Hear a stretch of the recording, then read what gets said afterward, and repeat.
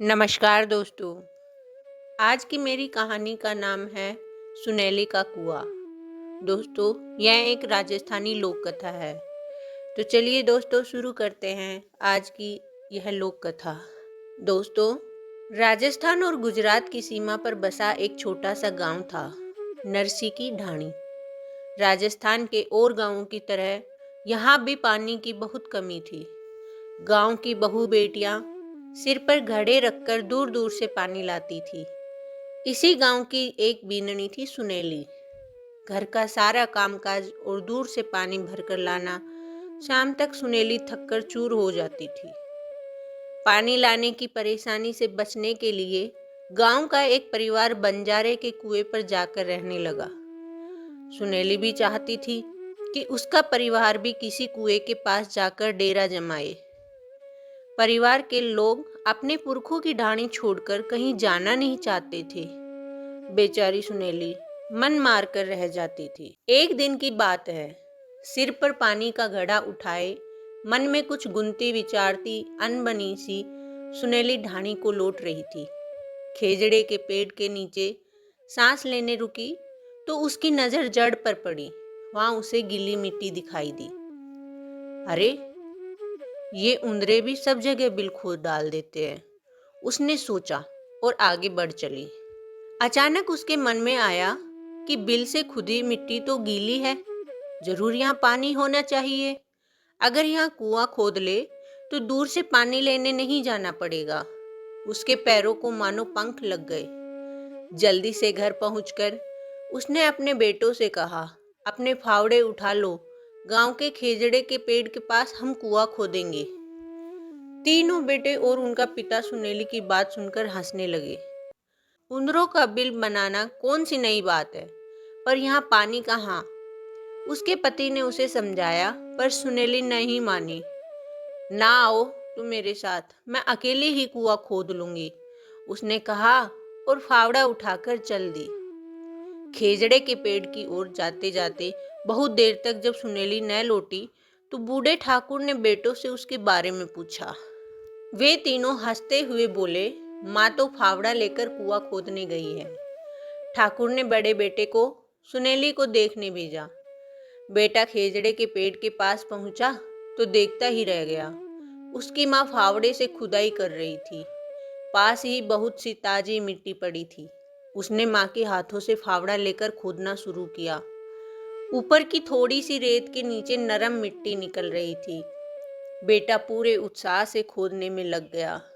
थोड़ा सुस्ताने के बाद सुनेली ने कहा, बेटा, मैं विश्वास के साथ कहती हूँ कि यहाँ नीचे पानी है। सब मिलकर अगर खोदेंगे तो जल्दी ही कुआं बन सकता है, पर अगर कोई नहीं भी खोदता है तो भी मैं यहाँ खुदाई करती रहूंगी। अब तो मैं अपने कुएं का पानी पीकर ही मरूंगी। तू खुदाई कर, मैं तेरे लिए रोटी लेकर आती हूँ।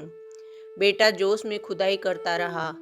सुनेली जब रोटी लेकर आई तो उसने देखा कि जवान बेटे ने अच्छी खासी खुदाई कर दी है। बेटा छाया में बैठकर रोटी खाने लगा तो सुनेली खुद फावड़ा लेकर खुदाई में जुट गई। सांझ को जब माँ बेटे घर लौट रहे थे तो ढाणी के लोगों ने उनका मजाक उड़ाया। दोनों चुपचाप घर को लौट आए। मन ही मन वे दोनों बहुत खुश थे। सुबह सवेरे छोटा बेटा सोकर उठा तो उसे घर में माँ नहीं दिखाई दी। घड़ा भी अपनी जगह नहीं था। पास में सोते हुए भाई को उठाकर उसने कहा, भाई साहब, माँ शायद ठीक कहती है। खेजड़ा इसलिए हरा भरा रहता है कि उसके नीचे जमीन में पानी है। चलो हम भी माँ के काम में हाथ बटाएं। बड़ा भाई थोड़ी देर बैठा सोचता रहा, फिर बोला, तू ठीक कहता है, चल हम चलकर माँ का हाथ बटाएंगे। खेजड़े के पास पहुंचकर दोनों माँ के खोदे गड्ढे में उतर गए। माँ के हाथ से फावड़ा लेकर दोनों ने खुदाई शुरू कर दी। तब तक सुनेली का पति भी वहां आ पहुंचा।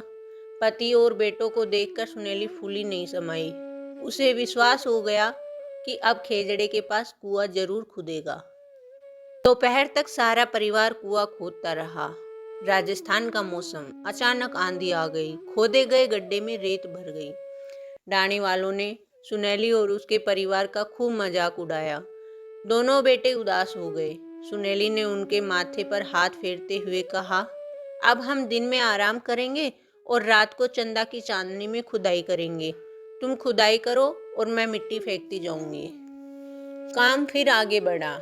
उनकी लगन और विश्वास को देखकर ढाणी वाले भी उनकी मदद के लिए आ गए। क्या छोटा क्या बड़ा, सभी काम में जुट गए। अब सफलता पास ही दिखाई दे रही थी। जैसे जैसे गड्ढा गहरा होता गया, मिट्टी ऊपर लाना मुश्किल होने लगा। सुनैली ने तरकीब लगाई, बोली जैसे कुएं से पानी निकालने के लिए गरारी लगाते हैं, वैसी गरारी यहाँ भी लगा लो। उससे मिट्टी ऊपर खींचना आसान हो जाएगा। अब जैसे ही मिट्टी ऊपर आती, बच्चे उसे फेंकाते। जल्दी ही कुएं में गीली मिट्टी निकल आई। गांव में बतासे बटे, लड़के तो खुशी से नाचने ही लग गए। अब खुदाई और जल्दी जल्दी होने लगी। एक के बाद दूसरा सोता फूटता गया और सबके देखते देखते पानी 12 हाथ ऊपर चढ़ गया। कुएं से शीतल मीठा पानी निकल चारों ओर सुनैली की समझदारी और लगन की तारीफ हो रही थी। खुद उसका मन कर रहा था कि वह पानी में खूब खूब नहाए। अपनी जय जयकार सुनकर उसकी आंखें भर आई। वह बोली, भाई लोगों, अकेला चना भाड़ नहीं फोड़ सकता। अगर आप मेरे साथ नहीं आते तो मैं अकेली भला क्या कर पाती। गांव के सबसे बूढ़े व्यक्ति ने कहा, या तो थारी हिम्मत है भी ननीसा, उधरे तो बिल खोदते ही रहते हैं। खेजड़े भी राजस्थान में उगते ही हैं, पर अपने 80 बरस के जीवन में मैंने किसी को ऐसा सोचते नहीं देखा। सुनैली के खोदे हुए कुएं में पानी कभी खत्म नहीं होता और लोग आज भी उसे सुनैली का कुआं कहते हैं। तो दोस्तों, यह थी मेरी आज की कहानी। कैसी लगी जरूर कमेंट करके बताइए। धन्यवाद दोस्तों।